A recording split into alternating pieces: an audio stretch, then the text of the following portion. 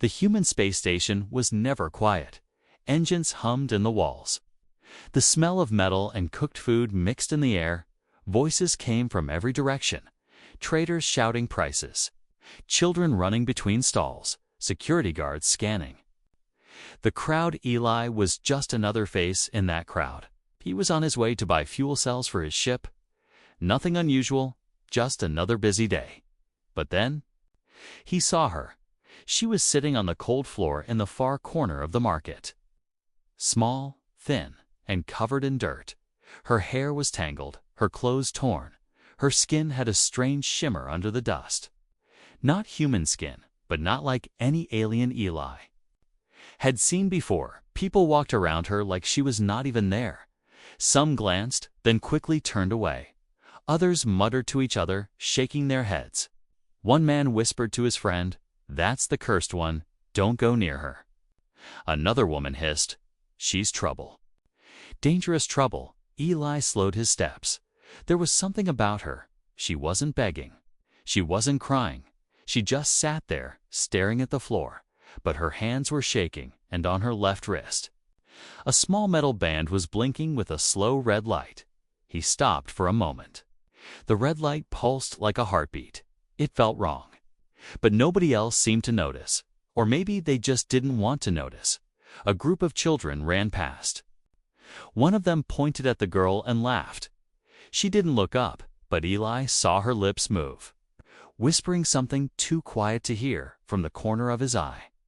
Eli saw two station guards standing near a stall. They were watching her, not like they wanted to help, but like they were afraid. One guard's hand kept resting on his weapon. The other kept glancing over his shoulder. Eli's mind told him to walk away. He didn't need trouble. He didn't even know what species she was. Maybe the rumors were true. Maybe she was dangerous. But then, she looked up. Her eyes met his. They were the color of deep ocean water. Bright, alive, but full of fear.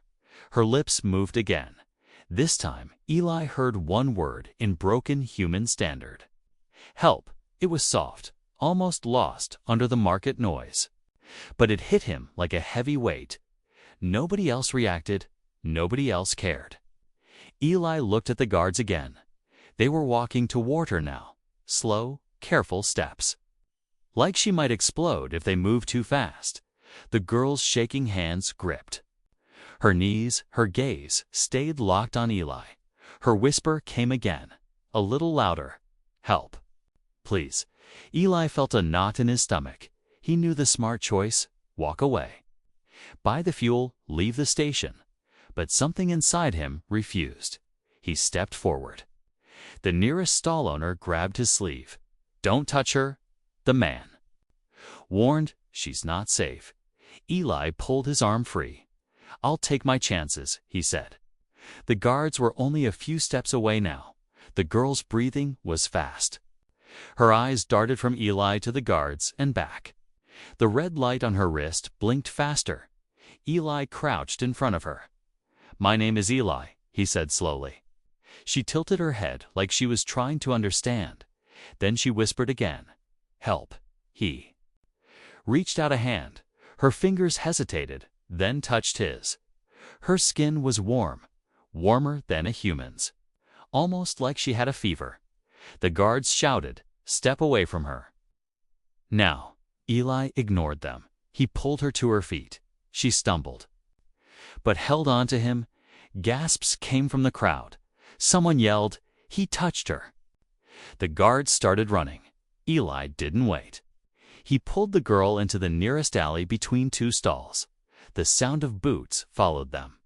The alley smelled like oil and steam. Pipes hissed overhead. The girl's breathing was rough. Her eyes kept looking back over her shoulder. Eli caught a glimpse of something else.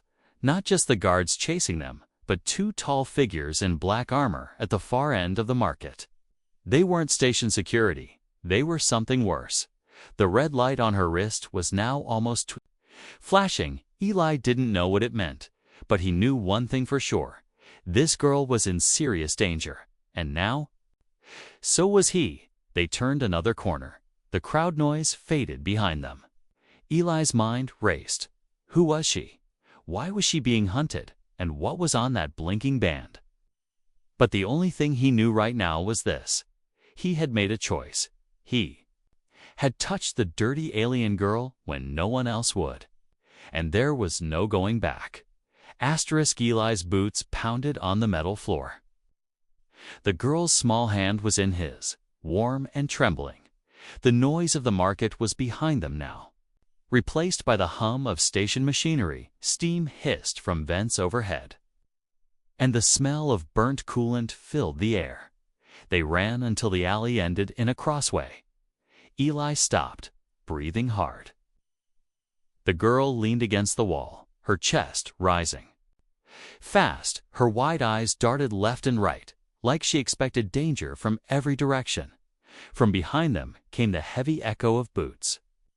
The guards were closing in. Eli's mind raced. He didn't know this girl, didn't know her story, but if he left her here, she wouldn't last 5 minutes. He looked at her again. Her hair stuck to her forehead in damp strands. Her clothes were torn, her skin streaked with dirt, but under the grime. There were faint glowing lines along her neck and arms, not tattoos, not scars. Something alive under her skin, moving like light and water. "What's your name?" Eli asked. She hesitated, then spoke in a low voice, her words broken and strange. "Leary," she said. It sounded almost like a song. Eli nodded. "All right, Leary, we need to move." But she shook her head. "No. They find me." Always her voice cracked. She looked at the blinking band on her wrist. The red light now pulsed faster, almost urgent. "Is that a tracker?" Eli asked. She didn't answer. Instead, she looked him straight in the eye. "You touch me, you die." For a moment, Eli almost laughed, not because it was funny, but because it was absurd. He had already grabbed her hand in front of half the market. If there was some deadly curse, it was too late. "You can tell me how later." Eli said, "Right now. We need to." The sound of boots got louder, and now another sound joined. It a low hum, mechanical, coming from somewhere above. Eli looked up and saw a small drone flying down the alley toward them. Its lens glowed red, the same shade as the light on Leary's wrist. Her eyes widened. "No, see me," she cried. She grabbed Eli's arm, pulling him away, for someone so small. Her grip was strong. They turned down the left passage. Eli glanced back. The drone followed. Fast and silent, the guards' voices echoed behind them. But it was the drone that worried him more. Leary pulled him toward a side door. It was half hidden between two giant pipes. She pressed her palm against the panel. The door hissed open, and they slipped inside. The room was dark, filled with crates. And the smell of old grease. Eli pushed the door closed. The hum of the drone passed outside. He let out a slow breath. "All right," he said. "We're safe for now." But Leary shook her head again. "No, never safe." She sat on one of the crates, clutching her knees. Her eyes flicked to the door. Then back to him. "They come because I have key," she said slowly. Her fingers brushed the band on her wrist. "This.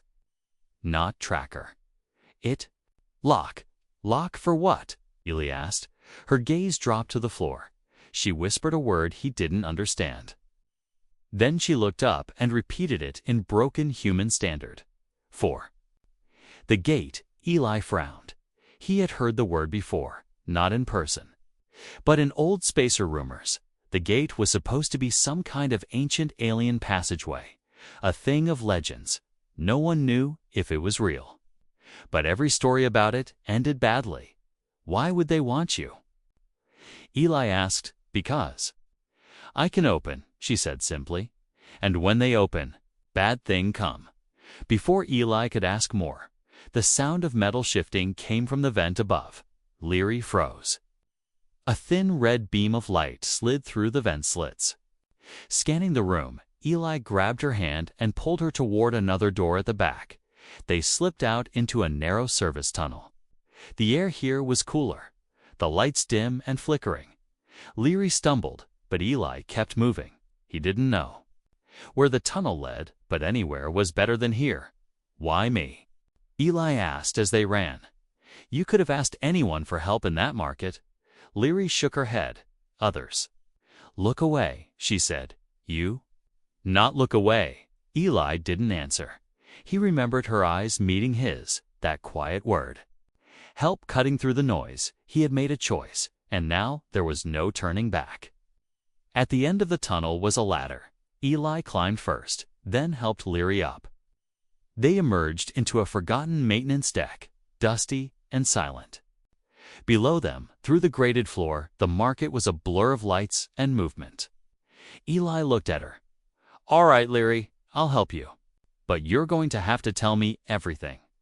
Her expression was calm, but her voice was soft. "Everything." "We'll make you run." Eli leaned closer. "Try me," he said. But before she could answer, a deep metallic clang echoed through the deck, the sound of something heavy landing nearby. Leary's eyes widened in terror. "They find us," she whispered. The clang came again, louder this time. Metal groaned under weight. Ah! Eli's head snapped toward the far end of the maintenance deck. Through the dim light, a tall shadow moved slow. Steady steps that made the floor vibrate. Leary gripped his arms so tight he felt her nails. Her breathing turned quick and sharp. "They send Hunter," she whispered. The way she said Hunter made Eli's stomach tighten. He didn't need details. He knew it meant trouble. The shadow stepped forward, and the light caught its shape. The figure was armored head to toe in black plates. Its helmet was smooth, no eyes visible. A red slit glowed across where the face should be. It carried a long staff, the tip buzzing. With energy, the hunter didn't rush. It simply tilted its head as if studying them. Eli's instincts screamed to move. "Come on," he hissed to Leary. Pulling her toward the far side of the deck, they ran, the metal grid clanging under their boots. Behind them, the hunter's heavy steps followed. Not fast, but relentless, like it knew they couldn't escape forever. At the end of the deck, they found a hatch. Eli yanked the lever, but it wouldn't budge. Locked. He cursed. The hunter was getting closer, its staff crackling with more energy now. Leary stepped forward. Her glowing wristband pulsed. She touched the hatch panel, and it clicked open. Eli didn't have time to ask how. They dropped through the hatch into darkness. They landed on a lower service walkway. Pipes hissed around them, dripping with condensation. It was hotter here. Steam rolling out in bursts, the sound of the hatch above opening made Eli glance up. The hunter was peering down. It didn't jump. It just stepped off the edge and landed without a sound. "Run," Eli said. Leary didn't argue. They sprinted through the narrow path. Their footsteps splashed in shallow puddles. The air was thick and damp. The hum of the hunter's armor grew louder behind them. A fork appeared in the path, left or right. Leary pulled Eli to the right without hesitation. They emerged into a cavernous cargo bay. Rows of metal containers towered over them. The space smelled of rust and fuel. Eli slowed, scanning for another exit. There, Leary pointed to a loading door across the bay.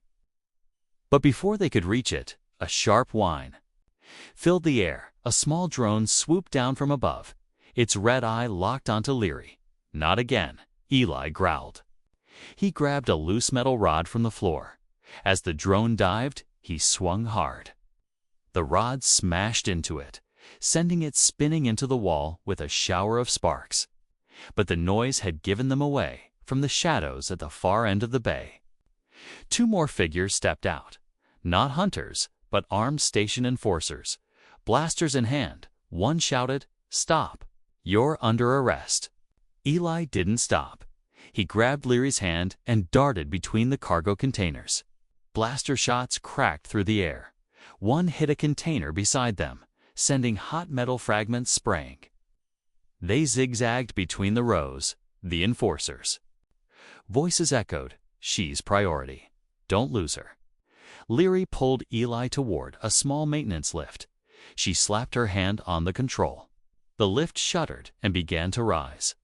Below them, the enforcers shouted into their comms. Eli looked down and saw the hunter enter the bay, its helmet tilted up toward them. Even from here, he felt its gaze like a weight. The lift reached the upper catwalk. They bolted toward another door.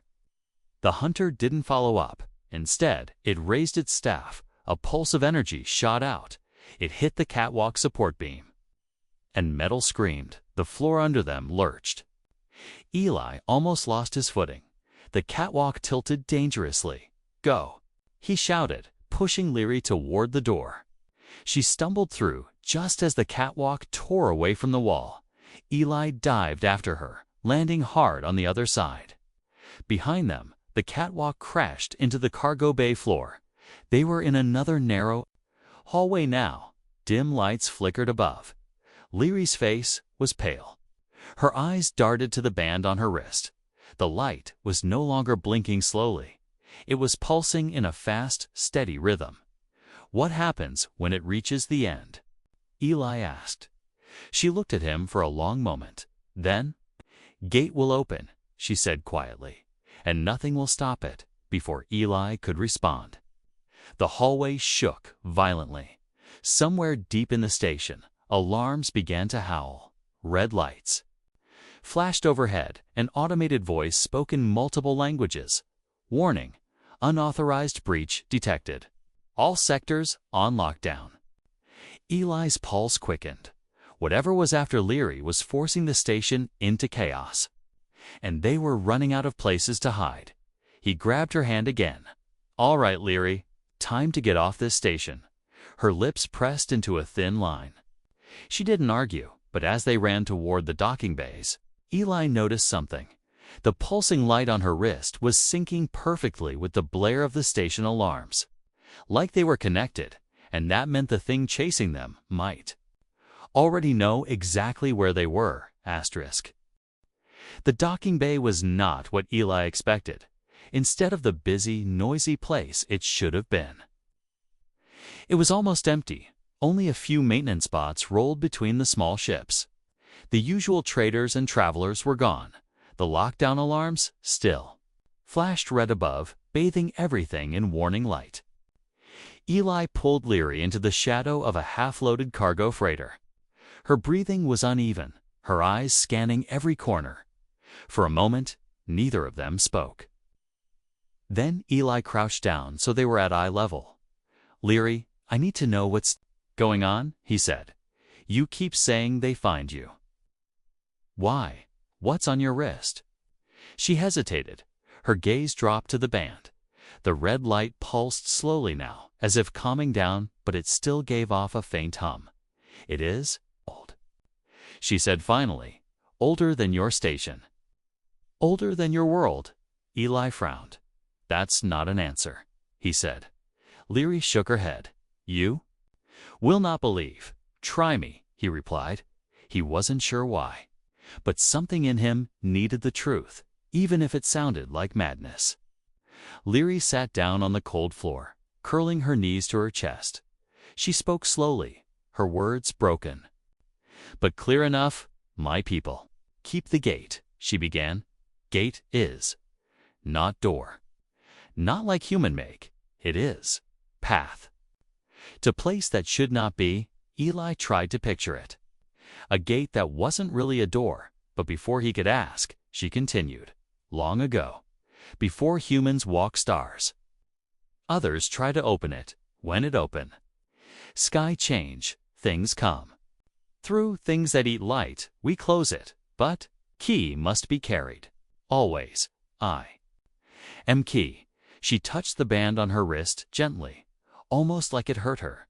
"This lock counts time," she said. "When time ends, gate will open again, unless key is safe. If I am caught, they open it." Eli leaned back against the cargo crate. He wanted to tell her it sounded like a story from a spacer's tavern, but the fear in her eyes was real, and the hunter, the drones. The station locked down. All of it made her words harder to doubt. Who's chasing you? Station security? Eli asked. She shook her head. No. Hunters from the black, she said. They. Not alive, not dead. They. Serve the ones beyond gate. Eli's gut tightened. Those tall, armored things. She nodded. They. Smell the key. Even in crowd, before Eli could say more. A low crackle of static came from the bay's speaker system. The station's automated voice spoke again. Sector 7, lockdown breach. Intruders detected. The words repeated in 3 more languages. Leary's eyes went wide. They know we hear. She whispered. Eli scanned the bay. He spotted a maintenance corridor behind a row of service pods. Come on, he said, grabbing her hand. They moved quickly, staying low inside the corridor. The noise of the alarms faded. The air was cooler, lit only by faint blue strips along the walls. Eli stopped, listening, only the hum of power lines. Above them, he turned to her. Leary, if this thing is real, if this gate is real, how do we stop them from getting you? She hesitated again. Then she said, the key must be. Hidden in dark, that's not exactly a plan, Eli muttered. But Leary's eyes had that same sharp focus she had in the market. She wasn't lying, at least. She believed every word she said. Suddenly, a faint metallic tap echoed from behind them. They both froze. Tap. Tap. Tap. Slow, deliberate steps. Eli turned his head from the far end of the corridor. A thin red light appeared. The slit of the hunter's helmet. Move, Eli whispered. They ran deeper into the maintenance tunnels. Pipes and cables lined the walls. The corridor narrowed until they had to turn sideways to fit. Finally, they reached another hatch. Eli tried to pull it open, but it was sealed. Leary, before he could finish, she pressed her band to the control panel. The metal door clicked and slid open with a hiss. They stepped inside and froze. It wasn't another corridor. It was a storage room filled with strange, alien equipment. Eli recognized none of it. Some machines pulsed with faint light. Others emitted a low hum. Leary's eyes widened. This, not human, she said. Her fingers brushed the surface of a tall black cylinder covered in glowing symbols. They have been searching for gate, long time. Eli looked at the machines. The hunter's steady footsteps outside were getting closer. We need to leave now, he said, but Leary's hand tightened on the cylinder. Her voice was barely a whisper. This is piece of it. Before Eli could react, the red light from the hunter's helmet spilled through the hatch. It stepped inside the room, blocking their only exit. The staff in its hand hummed with deadly energy. Leary's band flared bright red. The same instant, one of the alien machines in the room came to life. Symbols flashed across its surface, a low, deep sound vibrated through the floor, like something massive was waking up. Far away, Eli didn't know what was happening, but he knew one thing. If they didn't get out of here in the next few seconds, they never would. The hunter stood in the doorway like a shadow made of steel. Its red visor glowed brighter as it stepped inside. The hum of its staff filled the room with a dangerous vibration. Eli's pulse pounded in his ears. Leary didn't move. Her eyes were fixed on the black cylinder. The light on her wristband flared in perfect rhythm with the glowing symbols. The alien machine seemed to respond to her like it recognized her. Leary, we have to go.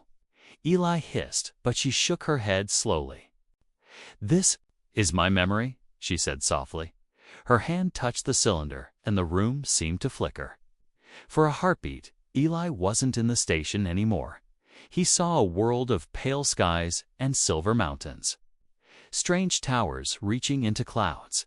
Thousands of Leary's people standing in lines, each with a glowing band like hers. In the distance, the sky cracked open, a tear-spilling darkness and shapes that moved too fast to follow. The sound, it wasn't just noise. It was like claws scraping. Against thought itself, the vision broke. Eli staggered back, gripping the wall. What? What was that? Leary's voice trembled. My home. Before the gate took it, the hunter took another step forward, its staff raised, humming higher. Leary's eyes narrowed. She moved her hand over the wristband, and the light pulsed faster, the alien cylinder. Between them and the hunter reacted, panels slid open, releasing arcs of blue energy. The hunter froze. Its head tilted slightly, almost. Listening, then it spoke. Its voice mechanical but clear, key bearer. Surrender. The gate must open. Eli glanced at Leary. Her jaw was tight. She answered in a language Eli didn't understand. The hunter tilted its head again. Then the staffs. Energy built into a sharp crackle. Eli grabbed Leary's arm. We're leaving now. She hesitated just for a moment, then ran with him. They darted past the humming alien machines. The hunter didn't chase immediately. It turned to the cylinder and touched it like it was claiming a prize. They reached the far end of the storage room and found another hatch. This one was heavy, made of layered metal. Eli pulled, but it didn't move. Leary placed her band against it. The lock hissed. The metal split. And they slipped into another corridor. They ran without speaking. The narrow passage shook as alarms blared again. The station's voice repeated. Security breach escalating. Containment failing. When they finally stopped in a small, dim maintenance space, Eli leaned against the wall. Breathing hard, he turned to Leary. All right, enough secrets. Tell me everything. Now? She looked at him for a long moment. Her eyes were distant, like she was staring through him.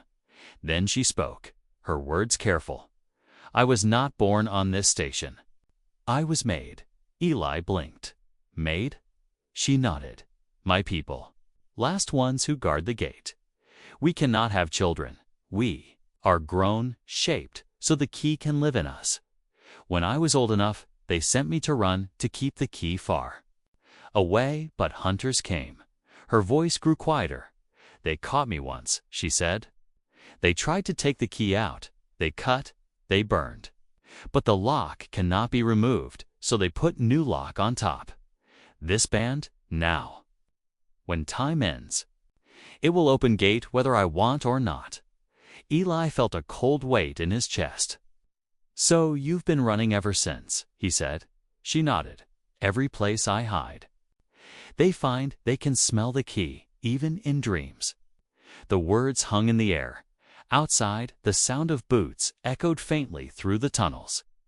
Not just one set. Many. Leary glanced toward the sound. They bring more, she said. More.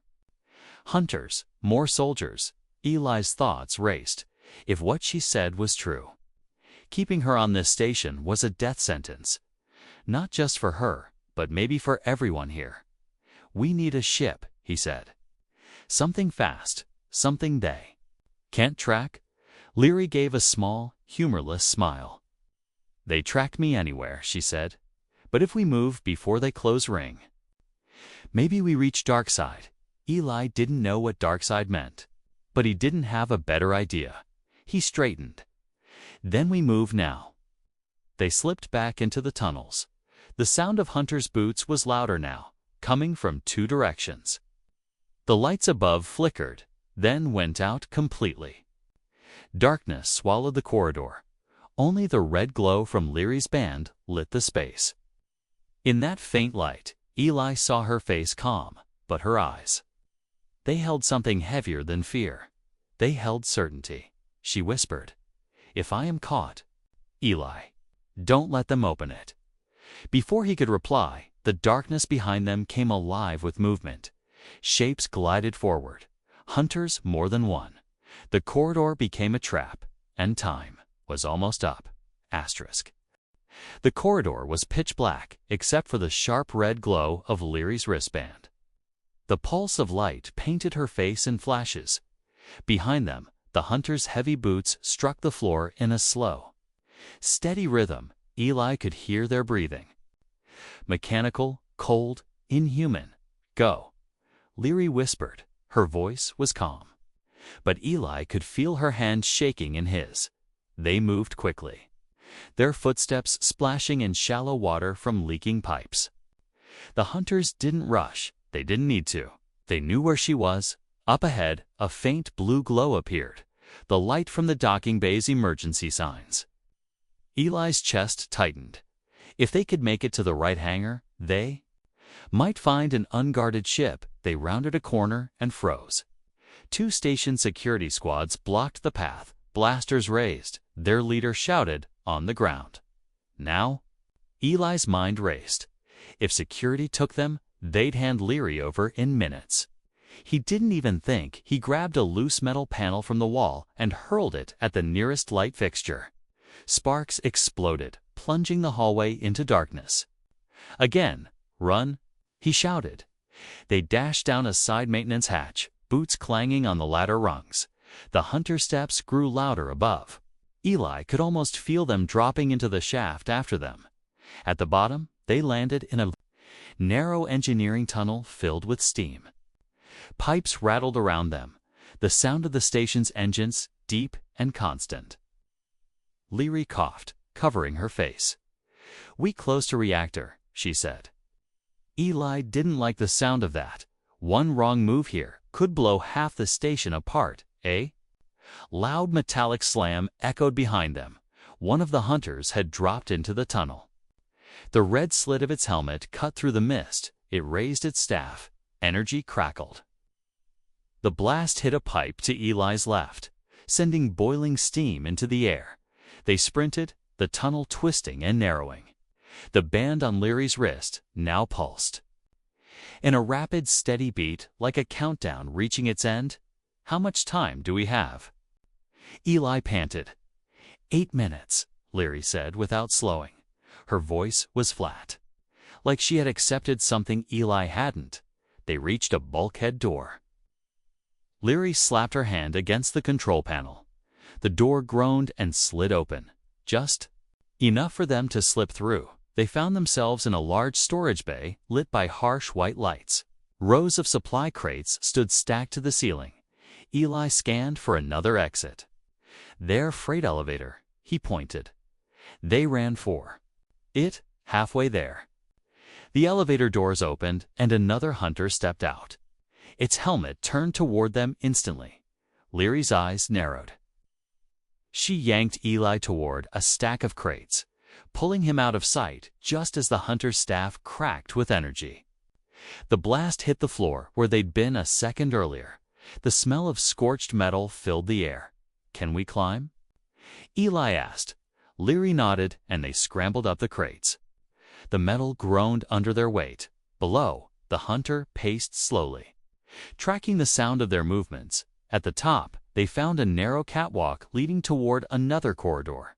They ran across it behind them. The hunter leapt impossibly high, landing on the same catwalk.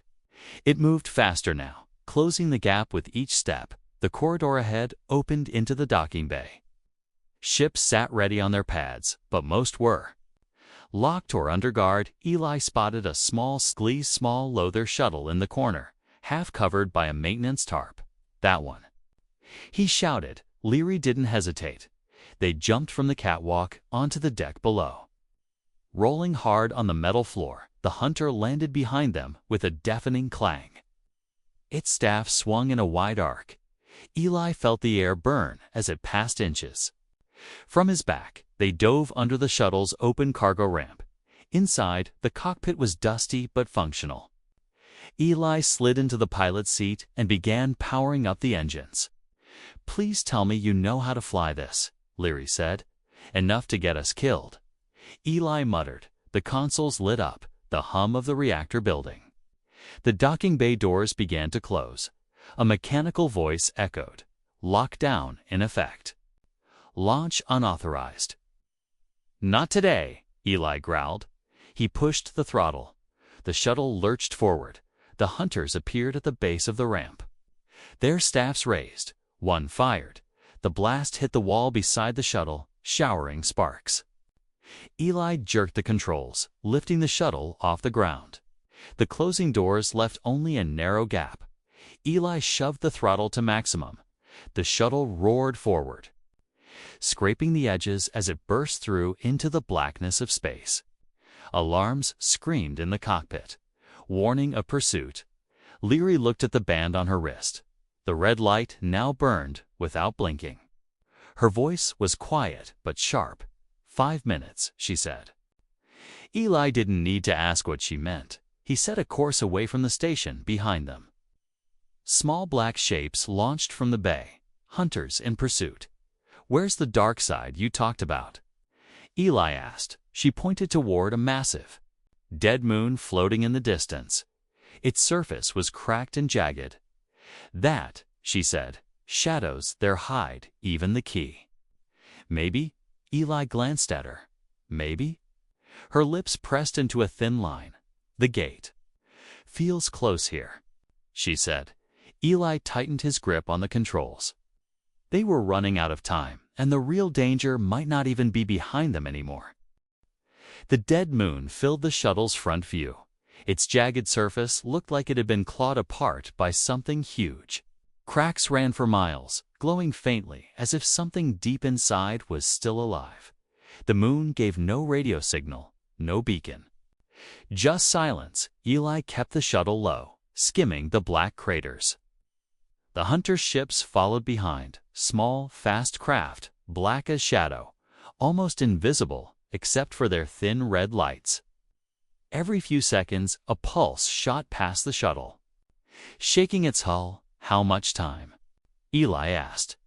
Leary glanced at her wristband. The red light was no longer pulsing. It was a solid, burning glow. 3 minutes, she said quietly. Eli's jaw tightened. "We'll hide in one of those deep craters," he said. "Lose them in the shadows." Leary shook her head slowly. "They follow not with eyes." But with the gate's pull, her voice was calm in a way that made Eli uneasy. It was the calm of someone who had already accepted something. The shuttle dove into a massive canyon that cut across the moon's surface. Walls of jagged rock rose on both sides, blocking the hunter's clear shot, but the black craft still followed.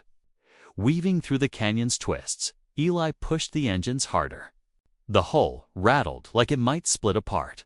Ahead, the canyon ended in a vast, hollow pit, a sinkhole so deep the bottom was lost in shadow. Without slowing, Eli aimed straight for it. The shuttle plunged into the darkness. The hunters followed. The deeper they went, the more the air shimmered outside the viewport, like heat rising from invisible fire. Eli felt a strange pressure in his head, as if something was pushing into his thoughts. Leary's eyes were fixed on the dark below. Her lips moved silently, speaking words in her own language. Then the shuttle burst through a layer of shimmering light. Eli gasped.